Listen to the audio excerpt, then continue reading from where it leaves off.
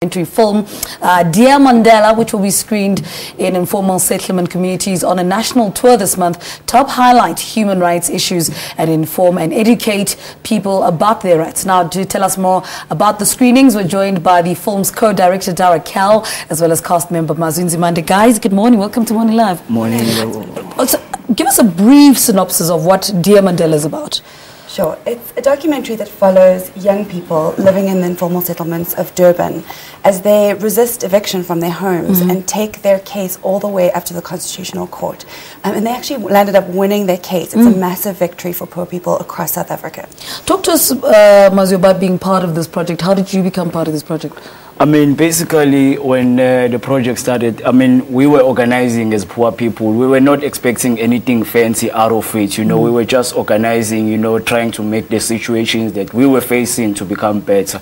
And suddenly, people all over the world started to find out, you know, these people are here in the shacks, they are suffering. More people were interested, starting to pay attention on what we were saying. But for us, it was just us meeting as poor people, not like we are trying to form something political. But by doing that, it was a political statement that went out. People in the world started seeing how after 20 years of democracy, there are people in South Africa who are still suffering. And then more people wanted to come out and find more about what kind of conditions we were living under.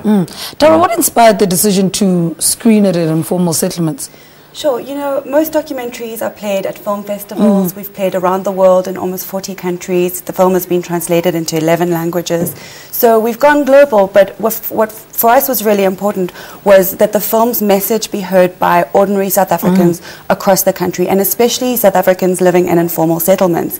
And so we wanted to take the film to these communities, but most importantly, to have the people in the film speak directly to people who are living under threat of eviction, living without access to water, sanitation, and so it's been a really, really powerful few days so far on the tour, and we're really looking forward to the rest of the month. Mazwi, I mean, what for you makes this documentary so special that, I mean, it's won countless awards around the world, so there's something there. What do you think that is?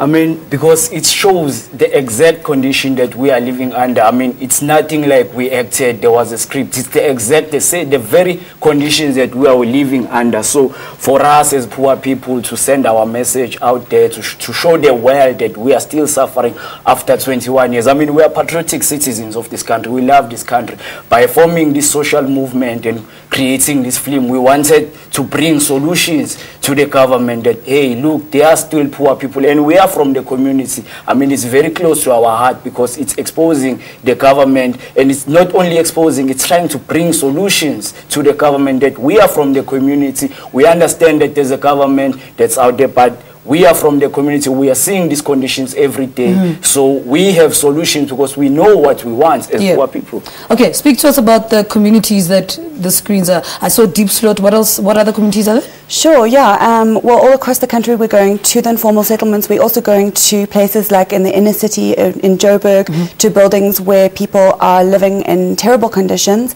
and just really people who are suffering and who are yearning for a greater vision of leadership in the community. And that's really the focus, is to inspire young leaders especially. And so we're really focusing on the youth, and we've seen so far that young people are really inspired by the film. They're inspired by meeting people like Mazwi, who was only 17 when we started filming. So yeah, just anyone who is hungry for this vision of what South Africa can be. How did that, you had a launch, I think it was on the 30th. How did that go?